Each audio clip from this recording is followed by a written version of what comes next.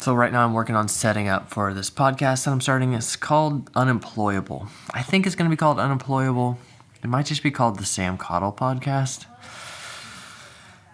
I have some things about being unemployable that really resonate with me, but we'll see if we stick with that. In the midst of setting up, preparing for this kind of stuff, one thing I really wish I would have done, looking back at my journey in business, even my journey in real estate, even my journey in moving across the country, I wish I would have documented more. I wish I would have documented the struggle more. I wish that right now I could see where I came from. I can in some ways, but it's still kind of a struggle. Right now I'm coaching a few other agents that are building YouTube channels kind of similar to mine.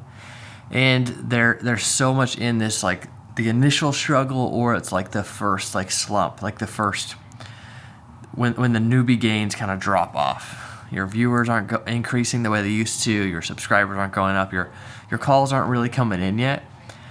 And in that moment, you really have to just dig in and just kind of talking to those guys about that kind of struggle. I just kind of miss it. So one thought is, how do I stimulate some of that no matter what? How do I stimulate some of that in this season where the struggle isn't there as prominently?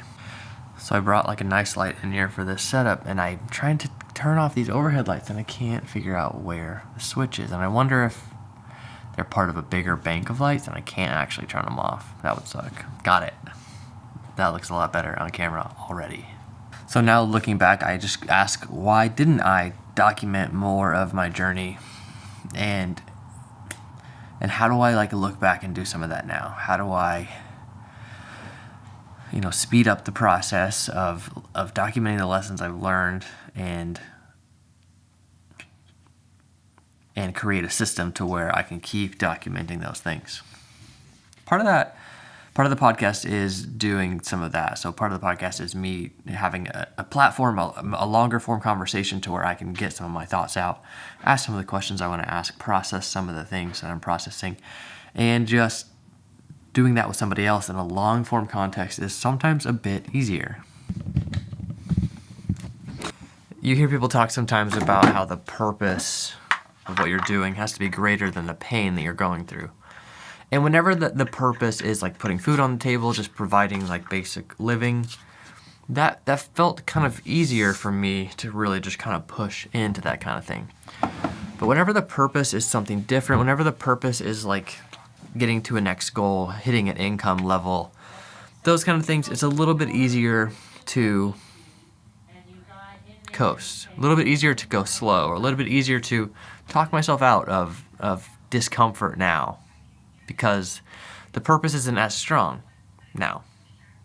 I have this problem right now where I've kind of built this world where I kind of got into business so I could just choose the path I was on. And I kind of overcorrected where I didn't only choose the path, I chose only the actions that I wanted to do. That's not the point. So the point is, okay, I want to choose the path. I want to choose the path that I'm working on instead of somebody else choosing it for me. And that's kind of the point of this podcast too, of the point of being unemployable is I choose the path. The path is mine. The path is no one else telling me to do it, no one else defining it. But on that path, there's still a lot of hard things. There's still a lot of hard work. And I've kind of been coasting for the past while because things are okay enough. It's easy to not push myself. So what is the purpose that I'm pushing myself for? And purpose is kind of a tricky thing because it kind of feels different season to season, feels different in different phases of life. But I feel like I'm starting to find some of that. I feel like part of it is this sense of helping others, and not just in a selfish way, but somewhat in a selfish way. I actually do enjoy helping others. I actually do enjoy seeing people bet on themselves, seeing people win on their own terms, live life on their own terms. Now I need to document these lessons I'm learning so that they don't overcorrect like me. Just finished shooting the podcasts with my friend Allie, you can see, and something appeared to me.